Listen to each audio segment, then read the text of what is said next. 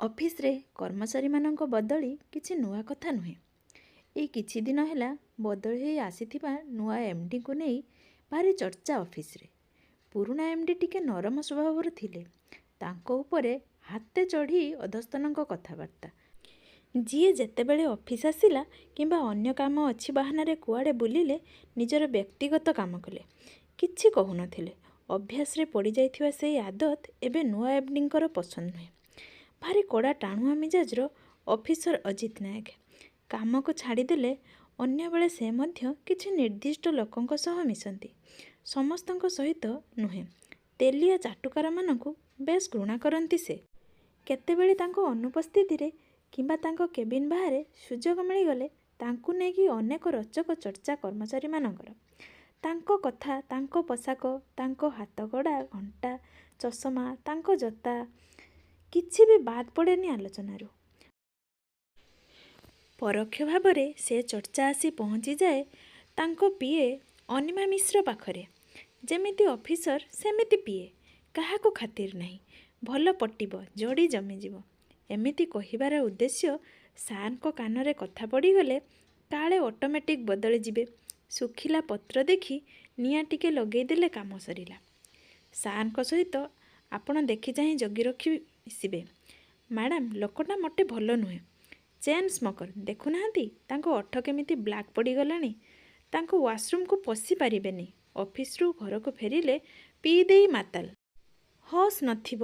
ପରେ ବୁଲେଇ ବୁଲେଇ କାହାକୁ ଫୋନ୍ କରି ଗାଳି ଦେବ ତ କେଉଁ ଝିଅକୁ ରାତିରେ ପ୍ରେମ ନିବେଦନ କରିବ।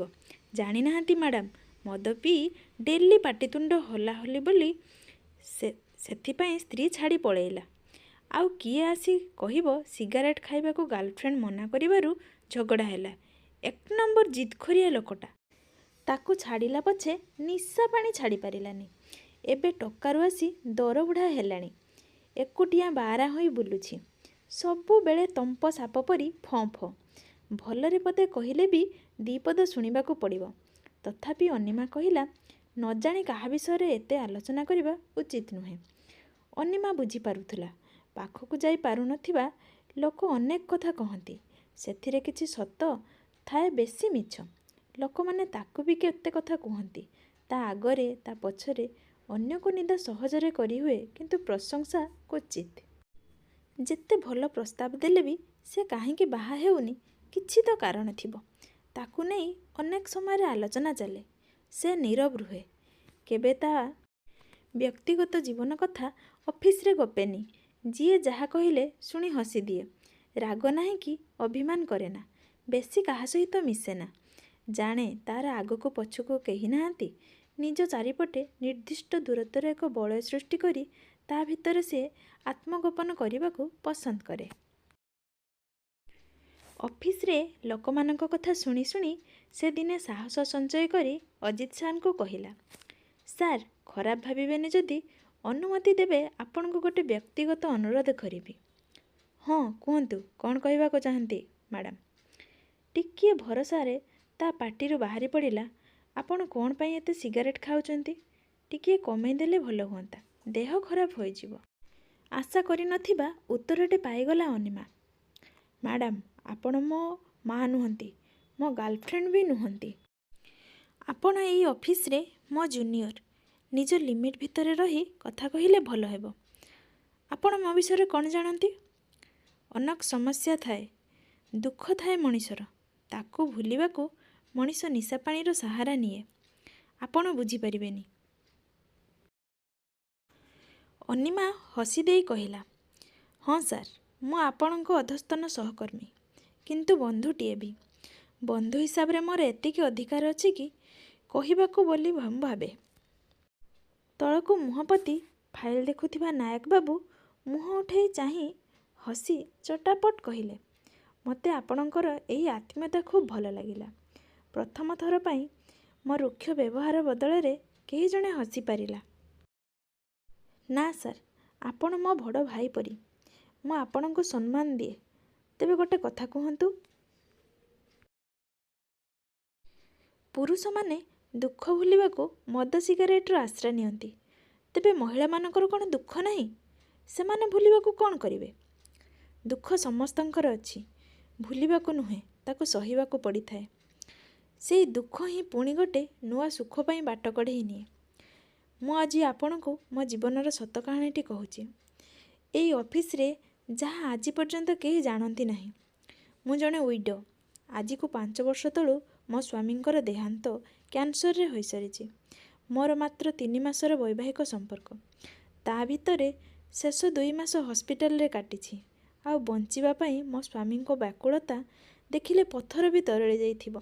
ଯେତିକି ଦିନ ସରି ଆସୁଥିଲା, ବଞ୍ଚିବା ପାଇଁ ମୋହ ବଢ଼ି ଚାଲିଥିଲା। ଆଉ ସେ ମରିବା ବଞ୍ଚିବା ଖେଳ ଭିତରେ ମୁଁ ପେଶୀ ହେଇ ଯାଉଥିଲି। ମୋର କ'ଣ ଦୋଷ ଥିଲା? ଭଗବାନ ମୋତେ ଏତେ ବଡ଼ ଦୁଃଖ ଦେଲେ। ଜଣଙ୍କ ଭୁଲର ସଜା ସାରା ପରିବାର ଭୋଗିଲା। ସ୍ୱାମୀ ହେଉଛନ୍ତି 4 ଭଉଣୀ ତଳେ ପୁଅ ଥିଲେ। ସାନ ଏବଂ ଏକମାତ୍ର ପୁଅ ହେତୁ ଅତ୍ୟଧିକ ଗେହ୍ଲା ଏବଂ ପର୍ଯ୍ୟାପ୍ତ ପଇସା ତାଙ୍କୁ ଅବାଟକୁ ନେଇଗଲା। ଅତ୍ୟଧିକ ସିଗାରେଟ୍, ମଦ ପିଇବା ତାଙ୍କର ଅଭ୍ୟାସ ହେଇଗଲା। ବାହାଘର ପରେ ମୋ ଅନୁରୋଧ ରକ୍ଷା କରି ଆସ୍ତେ ଆସ୍ତେ ଛାଡ଼ିବାକୁ ଚାହିଁଲେ, କିନ୍ତୁ ସେତେବେଳକୁ ବହୁ ଡେରି ହେଇ ସାରିଥିଲା। ପେଟରେ ଯନ୍ତ୍ରଣା ବଢ଼ି ବଢ଼ି ଚାଲିଥିଲା ଏବଂ ପରୀକ୍ଷାରେ ଜଣାପଡ଼ିଲା କ୍ୟାନ୍ସରର ଲାଷ୍ଟ ଷ୍ଟେଜରେ। ବାହାଘର କ'ଣ, ସ୍ୱାମୀ ସଂସାର କ'ଣ ଭଲ ଭାବେ ଜାଣିବା ପୂର୍ବରୁ ମୁଁ ବିଧବା ହୋଇ ସାରିଥିଲି। ସାହି ପଡ଼ିଶା, ବନ୍ଧୁ ବାନ୍ଧବମାନେ ମୋତେ ହିଁ ଦୋଷ ଦେଲେ। ମୁଁ ହତଭାଗିନୀ ଅଲକ୍ଷଣୀଟାଏ, ସେଥିପାଇଁ ଏମିତି ଦୁର୍ଘଟଣା ଘଟିଗଲା।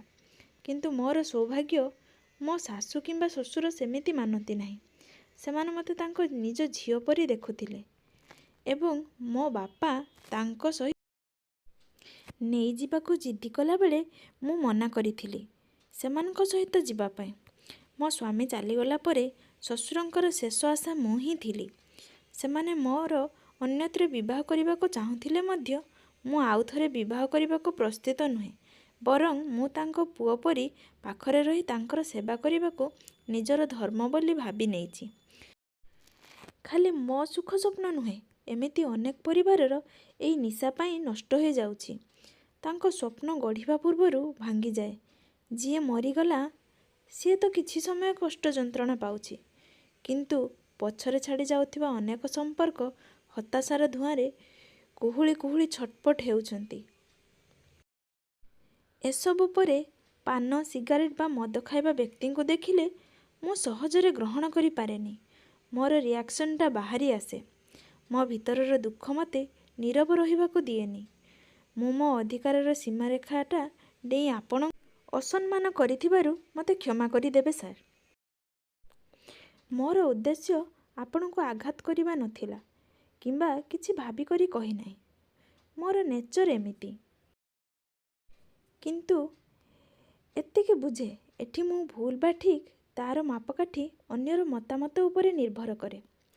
ଅଜିତ ତା ଲୁହ ଛଳ ଛଳ ମୁହଁଟାକୁ ଚାହିଁ କହିଲେ, ବଡ଼ ଭାଇ ବୋଲି ମାନୁଛନ୍ତି ଯଦି ଏତିକି କହିବି, ଯାହା କରିଛନ୍ତି ବହୁତ ଭଲ କରିଛନ୍ତି। ନିଜ ପାଇଁ ସମସ୍ତେ ବଞ୍ଚନ୍ତି, କିନ୍ତୁ ଜୀବନର ସାର୍ଥକତା ଆସେ ଅନ୍ୟ ପାଇଁ ବଞ୍ଚିବାରେ। କଥା ଦେଉଛି, ମୁଁ ସିଗାରେଟ୍ ଛାଡ଼ିବା ସହିତ ମୋର ପ୍ରକୃତିକୁ ମଧ୍ୟ ବଦଳାଇବାକୁ ଚେଷ୍ଟା କରିବି। ଆଜିଠୁ ତୁମେ ସବୁଦିନ ପାଇଁ ମୋର ସାନ ଭଉଣୀ ହୋଇ ରହିବ। ତୁମ ସୁଖ ଦୁଃଖରେ ଭାଇ ପରି ସାହାଯ୍ୟ ଓ ସହଯୋଗ କରିବାର ସୁଯୋଗ ପାଇବ।